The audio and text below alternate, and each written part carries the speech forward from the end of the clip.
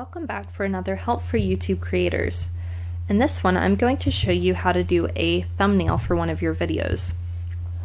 So I use this particular method for quite a few of our older videos, and the more recent ones, Roy has taken over the responsibility of adding the thumbnails, but I'll show you how I did it.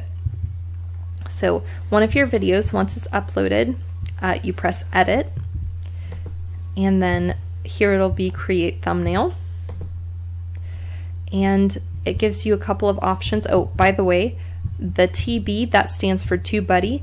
There's an affiliate link down below for that. It's tubebuddy.com/blacksmith. This is they have a free version, and they also have paid versions with some additional features on them. So the first thing it asks for is a background. What type of background would you like for the thumbnail? So you can select a still frame from the video, you can select a solid color, or you can select an image. Now under the image, of course, you can upload your own, or they have a few pre-made ones there towards the bottom, these background type that you can select from. I'll pick this one, and then you press continue, and it'll take you to the next page. So after you have a background image or background color, you can add additional things to it. So I'm going to start with adding some text. I'm going to do managing workflow. And then you can select different colors. Again, this is a basic video editor. It doesn't have a ton of features to it, but it has some decent ones, you know, enough to get you by. You can outline it in black or in white, and you can give it some opacity if you want it to be see-through. So let me add that there, and we'll see what this looks like. Let's see, you can also change the brightness and the contrast if you need to. I'm gonna make this a little bigger here, and then let's go under images. Here's an image that I uploaded. If you want to upload one, just right here under upload custom image, you can go to choose file and then select one off your computer. And there's our photograph. We can stretch that as large as we want to. And I'm gonna make it about that size. So there we go. All right, managing workflow. Now under image, you'll also see that they have some stock images. They only have a couple of these, so if you want to use any of those, you can. Things like the arrow can be handy. Let's see, we'll use the crosshairs there, and we can also send this. Well, I'm gonna stretch a little larger first, and I'm gonna get this offset here to the side. So I actually want to send this to the back, I think, and we're gonna see how that looks. Yeah, so I like the looks of that. We'll go with that. Now additionally, if you want to add shapes, you can do that here too. In some of the videos I used, for example, I would use a square, and I just make it black or whatever color I wanted to, and then just give it like a partial opacity. I think I took it down to about 80% and added it. And I would put this at the bottom. And let's see, you'll have to move this to back behind the text. And this isn't going to work probably the greatest with the crosshairs. So let me move the crosshairs to the side there. So for example, so if you had a picture behind here instead of just a background type of image, especially if it's a really busy image, this particular way of doing it can be handy, where you add the shapes and just behind your wording to make it where the wording is more easily read. Now, when you're creating titles, you don't want to use too much wording. You want it to be short and to the point as much as possible, because you have to remember that this is going to be on a tiny little phone screen, most likely, and that you want your viewer to be able to watch and read what the screen is saying.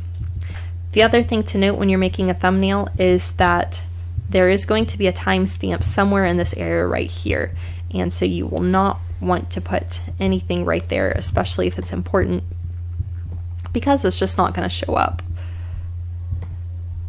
So let's see, I'm going to go ahead and decide against this crosshair, so all I have to do is select it and press delete, and then I can go back into images and see if I want to add anything different.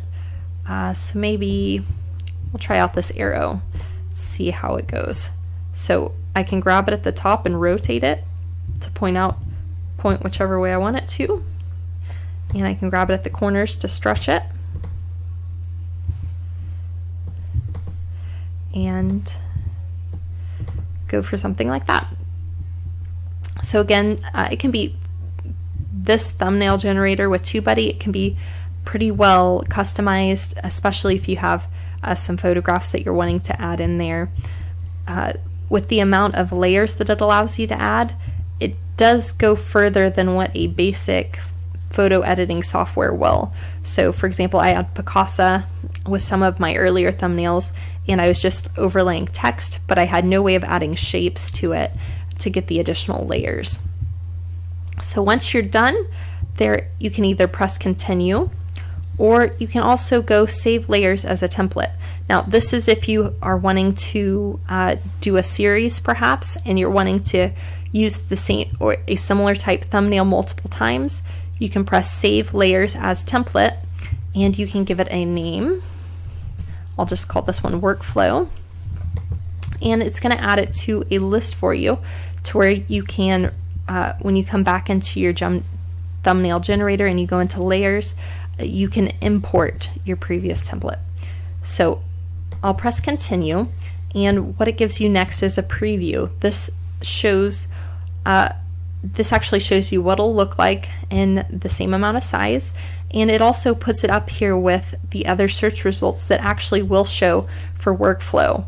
And this, it shows with the top ranking results, so mine wouldn't necessarily be placed ahead of these here, but it does give you a comparison point so you can see, oh, okay, what are these other creators doing with their thumbnails, and okay, are my colors different? You know, does this stand out?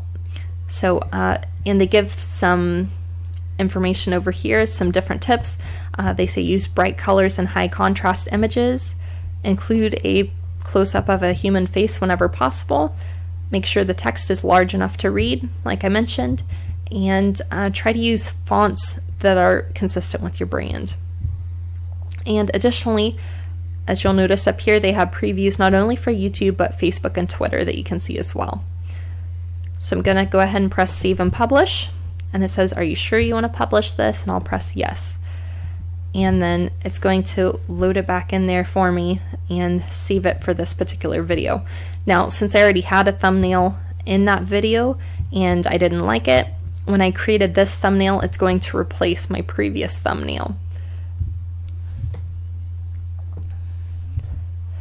Now, there's, for some of you channels that are a bit smaller, I do believe there's a requirement that you have to have, I believe, 10,000 views before you can do custom thumbnails. I'm not sure if YouTube's changed that or not, so you'll have to check under that under your channel settings, and it'll let you know whether or not you've reached that level where you can do custom thumbnails. But here we go. It says thumbnail successfully published. Please reload the page to see your changes. So, and then it also gives you the chance to download your thumbnail so you can keep a hard copy on your computer. So I'm just going to reload this, and then what it's going to show is it will show my thumbnail, and then it will show right here, and then it shows just 3 snippets from my video there like normal, and then the additional information. And I see it down here. It hasn't quite loaded to this bigger screen yet. Sometimes it does take a couple more seconds, 10 to 20 seconds or more. So the changes have already been saved. Otherwise, if it wasn't, this blue button would be lit up. But I am good to go back to my video manager now, and I could continue editing thumbnails if I needed to. So I thank you for watching this video. This video is part of a series called Help for YouTube Creators. Make sure to check that out if you're looking for information on how to do things like SEO and tags and playlist and things like that, tutorial style things that are related to YouTube. And also, again, if you're looking to make thumbnails in this manner, you'll need to install the TubeBuddy plugin at tubebuddy.com/blacksmith, which is an affiliate link, and that will be down in the description as well. So thank you for watching. I appreciate you stopping by today, and I hope you have a wonderful day.